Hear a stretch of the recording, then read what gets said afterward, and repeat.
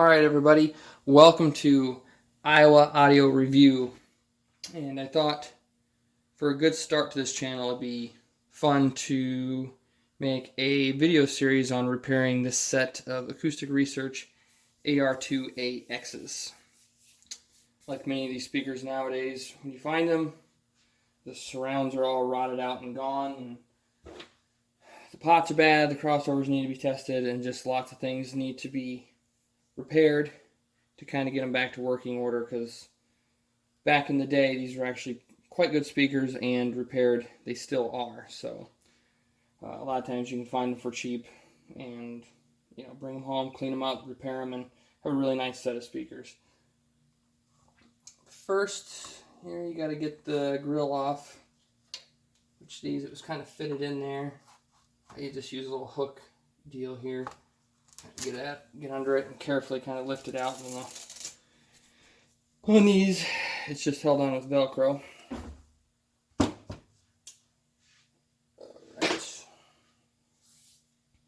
Now, as you can see, I already removed the deteriorated foam from this one and kind of got started. And on this one, you can see the original foam here is all rotted and falling apart, and obviously isn't going to work anymore. So we got to remove this and get it all cleaned up, and then we can replace it with new foam. And this foam doesn't matter anymore, so usually just being careful not to damage the cone. You just start kind of pulling this stuff off. It's kind of rubbery and elasticy.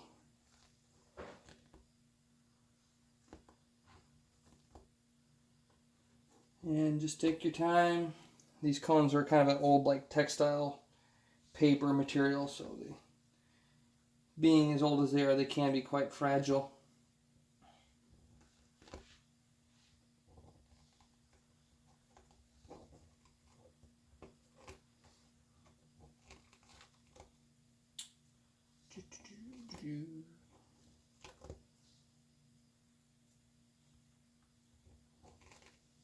Once you get all this off, these are cleaned up, coming off pretty easy. You got a nice flat edge here to glue to. Some of the other ones of these I've done when removing the old foam, will leave chunks and kind of globs of old glue and stuff stuck on there, and you really can't get it off because you could end up just damaging the cone trying to get it off. So it's better just to kind of leave it, and just when you glue the new foam on, just to kind of glue over it as best you can. Because if you damage the cone, then you could be looking at replacing the whole driver or a recone, and just a lot more work and money. These I usually try to these are cleaning up, coming apart pretty well, so just try to kind of support the cone a little bit as you pull some of this off. Throw this away. Now you got all that off. Next step is you got to go around and remove all this glue and other old foam from the basket, which I got to do that on this one yet too. And I usually like to remove them to do that. Pull these screws out.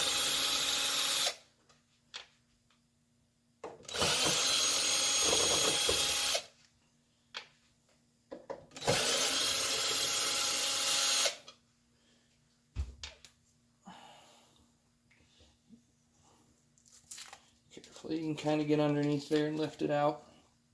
Then there'll be this kind of old foam gasket on here. Since these were a sealed acoustic suspension setup, it's pretty important to make sure they stay that way. So after you re-glue it and put everything back, you got to make sure you replace the gasket or something so they stay nice and airtight. So this one's actually not in bad shape. We could probably reuse it. So we'll just set this off to the side and put it back in later. This one I've already removed the screws. I get these up here. That. Grab a knife or something. And just kind of carefully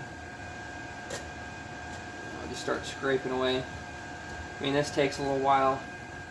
I mean, the old adhesive is kind of this gross, rubbery, really, I don't know, persistent adhesive they used. It just takes a while to get it all off. Because before we can, put the new foam and everything on, we got to get all this cleaned up, cleaned off, and removed. And the cone, not so much, all the extra debris and everything. Well, we'll want to get as much of it off as we can. But yeah, it's just going to be a lot of scraping to get kind of all this adhesive so we can get off, so we can get down to the metal. And you kind of, be careful. I like to take the driver out so as I do this I can kind of rotate it and keep scraping and working my way around. And then once we get all that off and everything, we'll move on to getting the new foam, at least the inner circle or inner part, glued to the cone. You can see now, I mean, you can keep working at it, but that's pretty clean and almost ready to be glued. But after working around and touching the cone a lot and trying to get any excess off the cone stuff, the cone's been moved around, and just to make sure the voice coil hasn't been damaged, I'm going to hook them up to low frequency just to make them move a little bit and make sure they're not scratching or making any weird noises where they might have got damaged from, while working on them. I also cut the cables coming from the crossovers just so when I was scraping all the extra adhesive off, I can move them around and work with them. And anyway, go ahead and hook these up. Then I just use like a YouTube video, like a 20 or 30 hertz signal, just so you get them to move a little bit. Make sure they're not scratching or the voice coil hasn't been damaged or anything while working on them. So that way you don't go and get them all glued up and then they're damaged. And even this one still seems to be moving freely. Seems to be fine.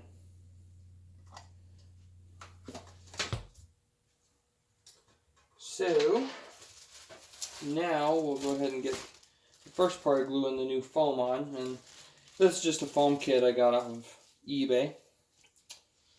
And there's a couple websites online that also sell foam kits for these.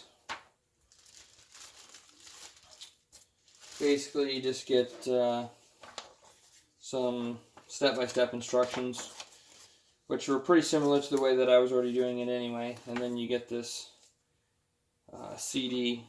It's a 30 hertz test tone CD, and won't be doing that part right now. But basically, when we're doing the second part of the gluing, we'll be using something like that to make sure the speaker stays aligned when it's being glued. But for now, just going to be gluing, putting this on there and gluing just the inside part first, and then it'll look like new. Before I do that, it can be kind of difficult to glue this in place, because after you get your glue in there and you're trying to get your new foam to stick to it, the cone kind of just wants to move away. So what I do is I'll take my razor blade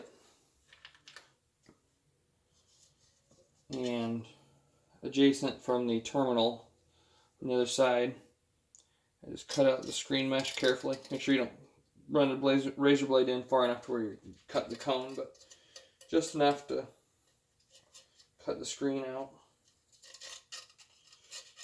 About time for a new razor blade.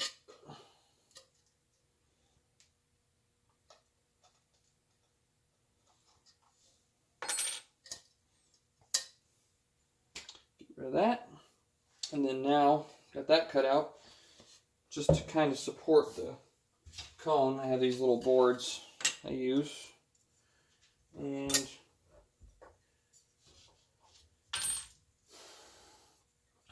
are kind of pivoting with the angle of the cone. Just carefully poke them through here. And you'll have to lift up on the cone.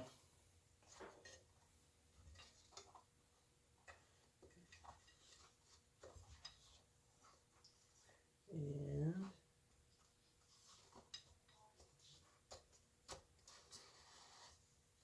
run them out the other side like that. Whoops.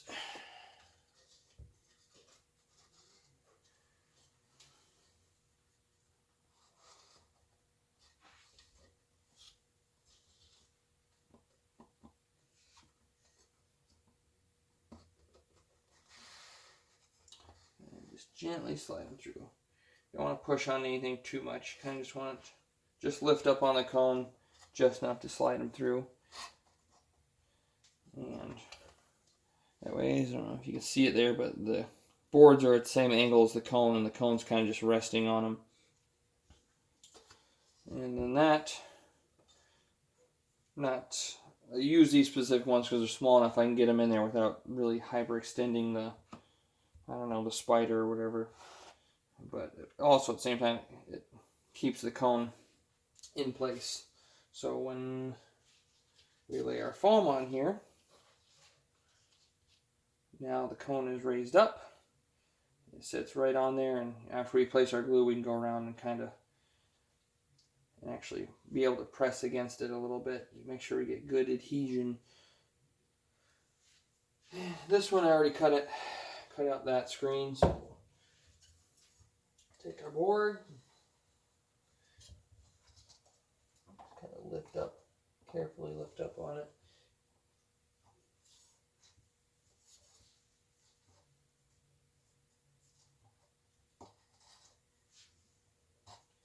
And you don't have to do it this way. Some people don't. They just kind of leave the cone down and I guess just press against it. And I don't like doing it that way. I like supporting the cone so it's solid and in place and you're not squishing it and moving it around as you're trying to glue. Take that back off. And we'll take our glue, which is the ones I get off, these ones I get off of eBay. They just give you these little white bottles of glue. Seem to work pretty good. So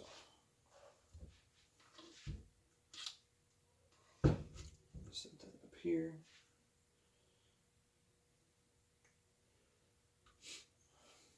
And you're just going to want to leave a nice bead around the outside edge. And then we'll come back, put the foam ring on, and then kind of go around the edge and make sure it sticks, and then let it dry overnight.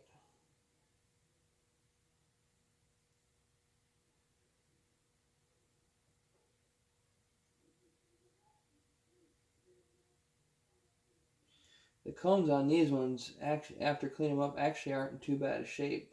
The last set I did, they were much worse, to the point where I didn't know if I was going to actually be able to fix them without possibly doing like a recone.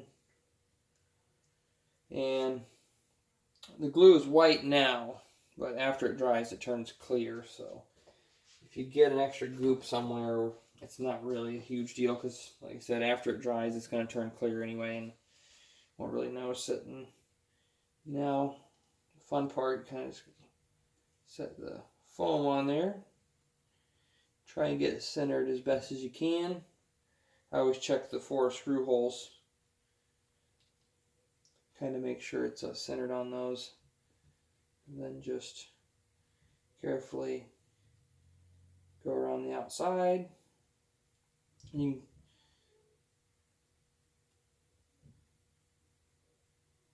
press down. I mean, sometimes it kind of helps to push on opposite sides at the same time.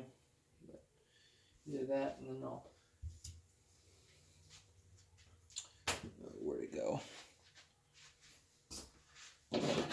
Take something here and just go around the outside carefully.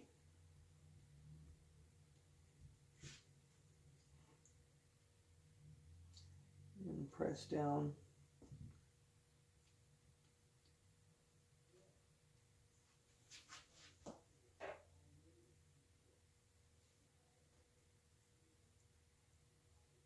This glue is somewhat tacky, so once you kind of press up against it, it tends to stay pretty good.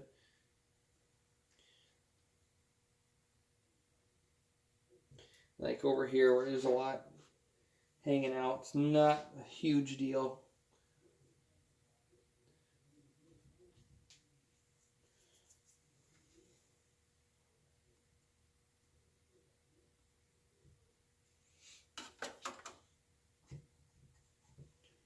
You can always kind of put your finger on the back side of the cone to support it, and kind of press down.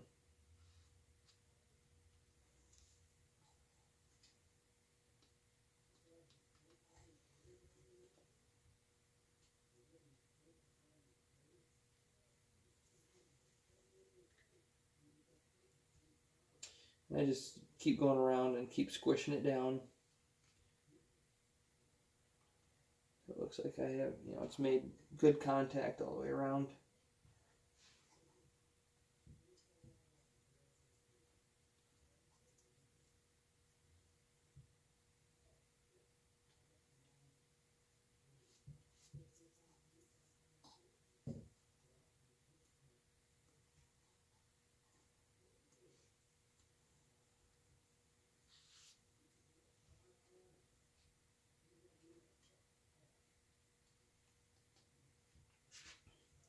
Sometimes like this extra, you can just wipe it off.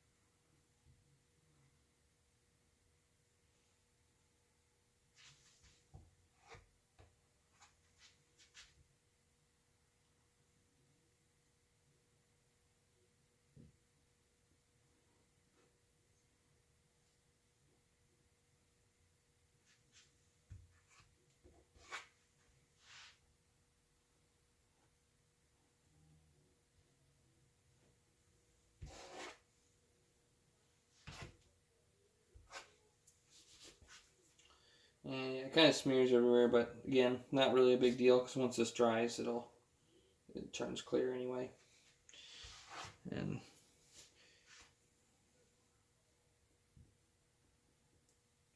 mostly just want to make sure you got it so it's nice and kind of all the way around the adhesives made contact.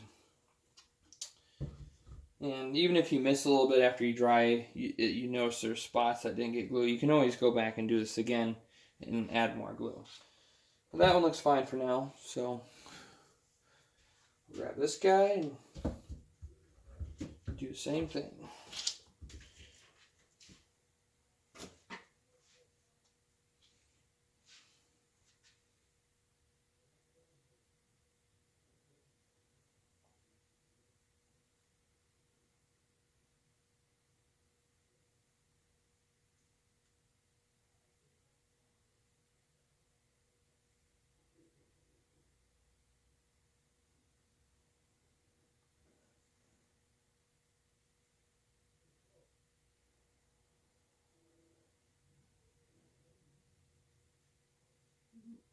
You don't want to leave any breaks.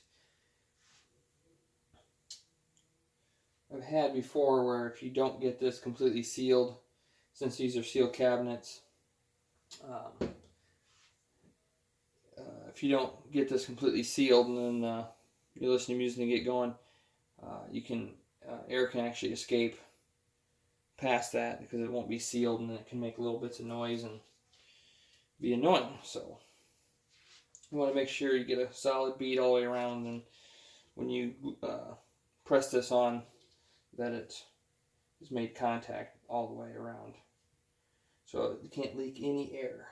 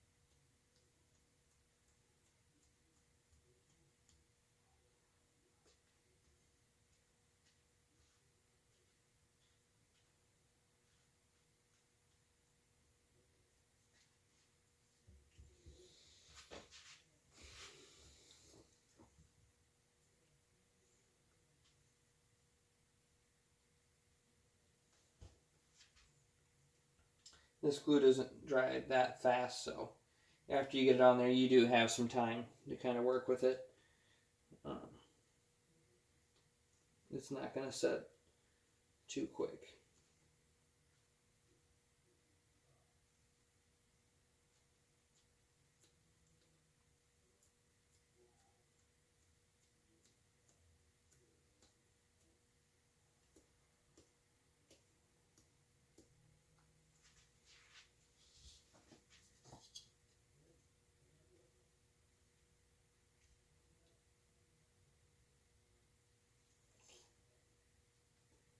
And it looks like it maybe not I didn't get enough glue right in these areas, so kind of trying to smooth the foam around. See if I get the glue to kind of spread out under there.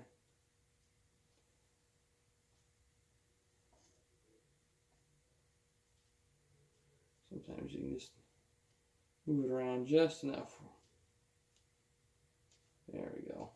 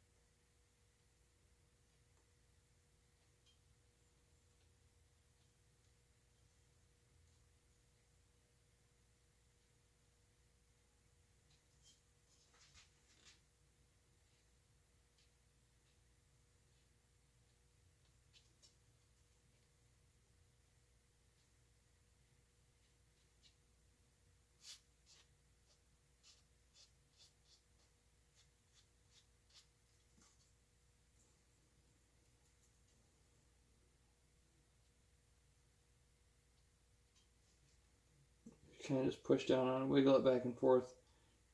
It kind of gets the glue to spread out. I didn't put as thick of a bead on this one as the last one. The last one had a little bit of extra, so this one did a little bit less, but I gotta go around and make sure the glue gets spread out.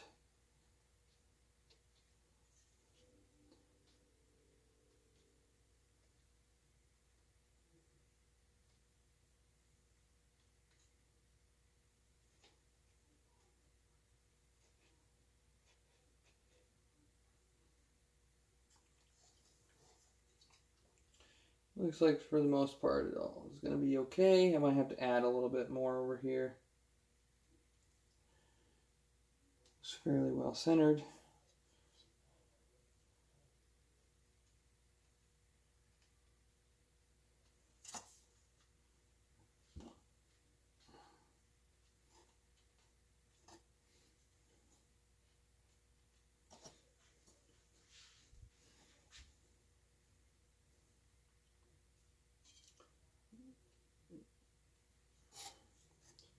Yeah, I think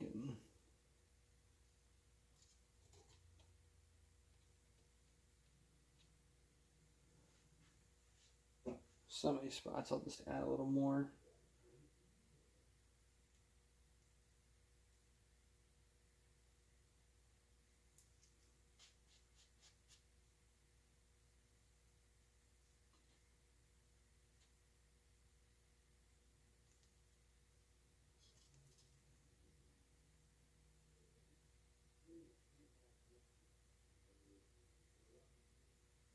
If the glue wants to come out of the bottle, it's kind of a thick glue, so it sometimes doesn't want to come out of the bottle.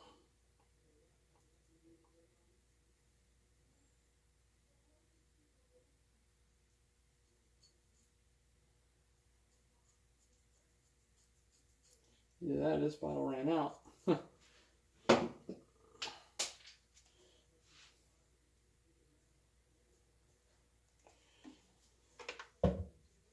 have to open up a new one.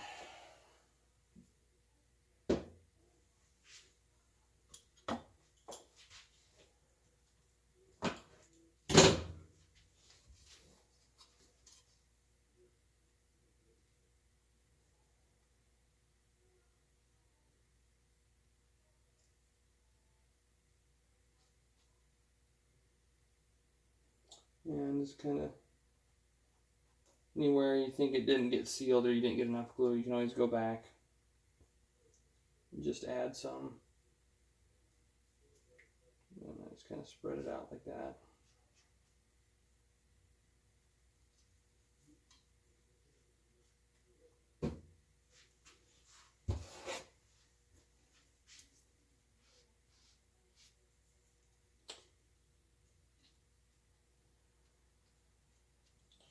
Alright, I think this one's pretty good now.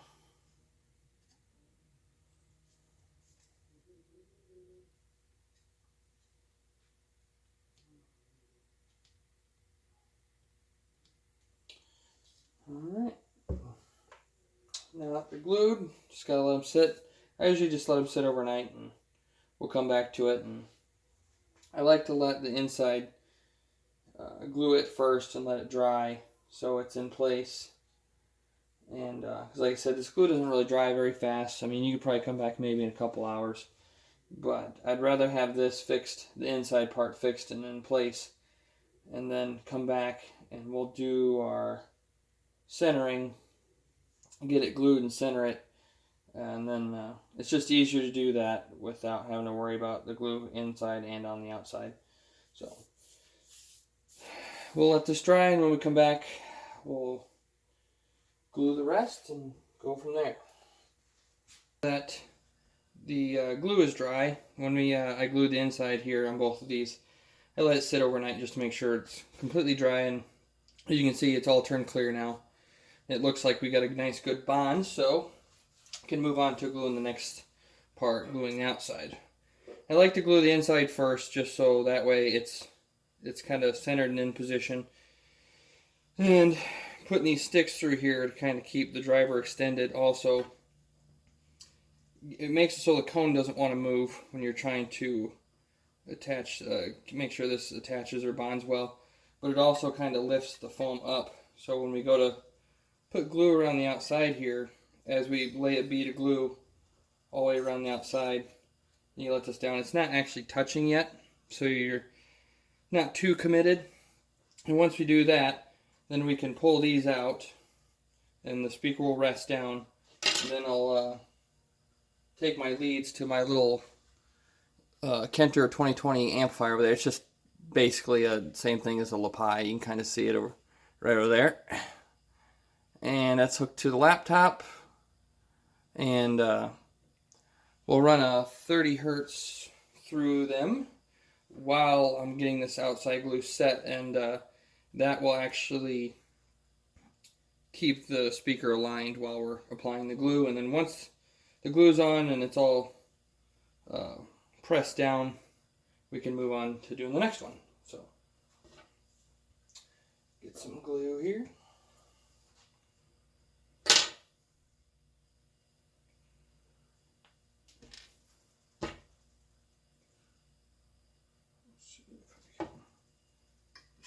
under there a little bit. And I usually, where this foam is going to fall is going to be right on the inside edge of the basket here. So kind of want to keep it, your glue on that inside edge. And just slowly go all the way around.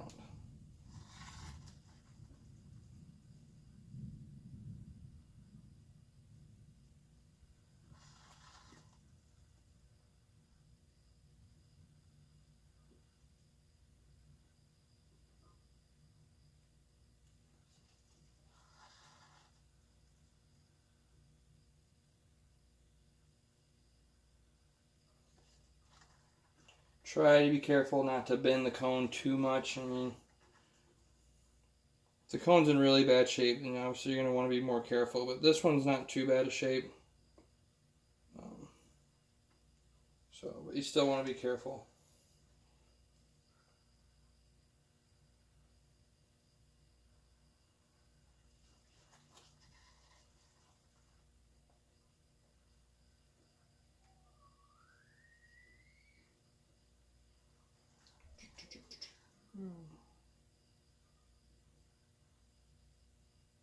There we go. There. Set this down. Okay. And then we can carefully slide these guys out. Whoop.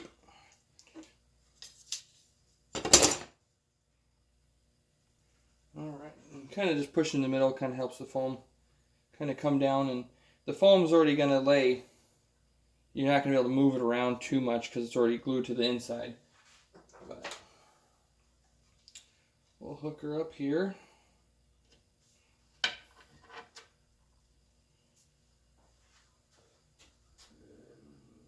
Play our tone. As you can see,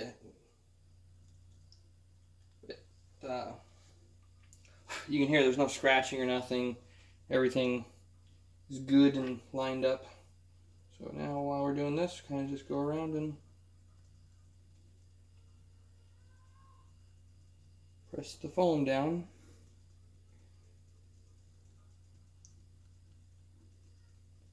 And the glue is pretty tacky.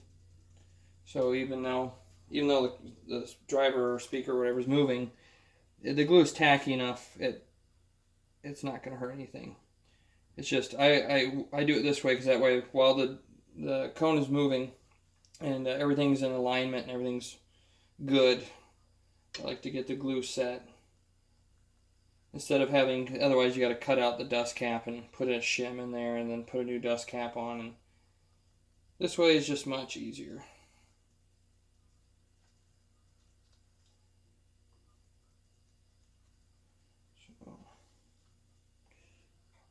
Just kind of keep going around, make sure it's all squished down all the way. You don't have to leave that going the whole time. You can pause it and get your foam all mushed down.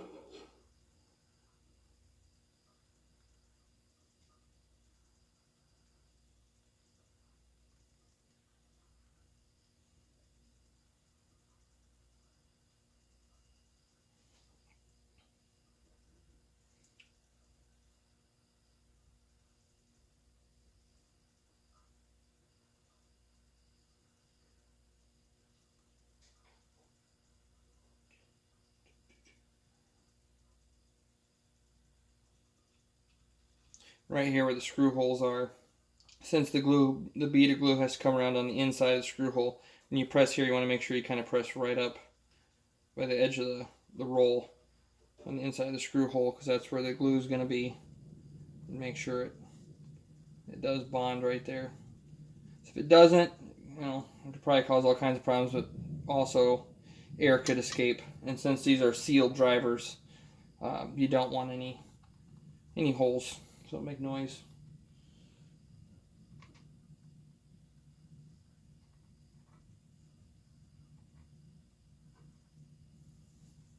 If you have to, you can use your finger to kind of really make sure that the glue is good in there.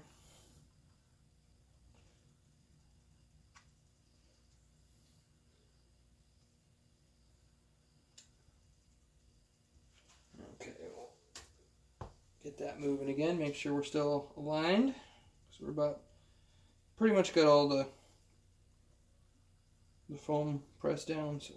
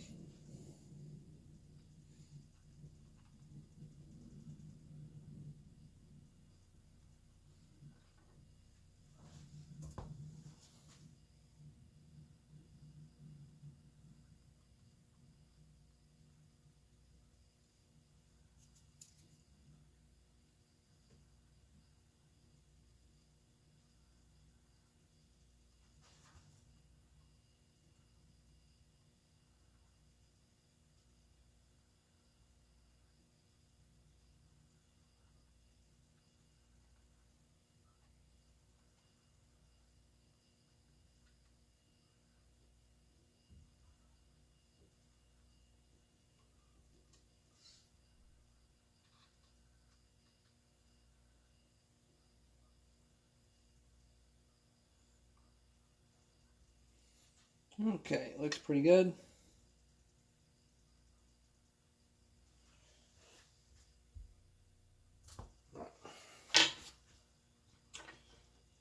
And really, that's pretty much it. So now, got this done. Gotta let them dry again. And after they're dry, I might hook them up, test them again, make sure they're still centered and good. And then probably move into, I don't know, part 2 or whatever. So this will conclude the refoaming. Should take care of that. Next up will be probably testing the resistors, the old resistors, which will most likely be out of spec. I have new ones somewhere, or replacements.